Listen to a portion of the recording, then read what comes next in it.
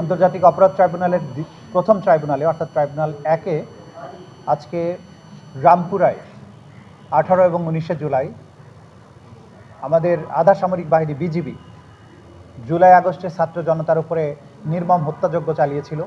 বিশেষ করে দুজন আসামি রেদওয়ানুল ইসলাম এবং রাফাত বিন আলম মুন, এবং এর সাথে আরও দুজন পুলিশ অফিসার রাশেদ এবং আরও একজন, যাদের নিষ্ঠুরতা সাংবাদিকদের কল্যাণে গোটা জাতি গোটা দুনিয়া দেখেছে। যে অটোমেটিক রাইফেল দিয়ে, সাবমেশিন গান দিয়ে নিরস্ত্র নিরীহ ছাত্র জনতার উপরে টার্গেট করে করে এই 2 দিনে 28 জনকে হত্যা করা হয়েছিল।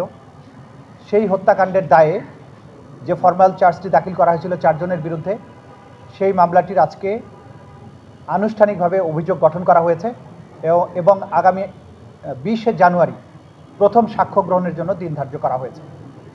আমরা এই মেসেজটি দিতে চাই যে বাংলাদেশে যারা গণহত্যা চালিয়েছিল, নিরস্ত্র নিরীহ মানুষের উপরে যে হত্যাযজ্ঞ যারা চালিয়েছিল, রাষ্ট্রের সর্বশক্তি নিয়োগ করে রাষ্ট্রের সবচাইতে যে সফিস্টিকেটেড মারণাস্ত্র সেই রাইফেলগুলো ব্যবহার করা হয়েছিল।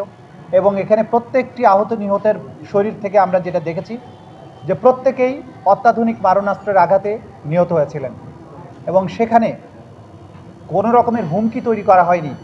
এই যারা তাদেরকে গুলি করেছিল তাদের উপরে কোনো হুমকি এই ছাত্র জনতা তৈরি করেনি, যদিও তারা একটা প্লি নেওয়ার চেষ্টা করেছিল যে টেলিভিশন ভবনকে রক্ষা করার জন্য তারা গিয়েছিলেন। কিন্তু যে সময়ে এই হত্যাকাণ্ডগুলো পরিচালিত হয়েছে, ছাত্র জনতা সবগুলোই টেলিভিশন সেন্টার থেকে অনেক দূরে অবস্থান করছিলেন, তাদের হাতে কোনো ধরনের অস্ত্র ছিল না, তারা কোনো রকম হুমকি তৈরি করেনি।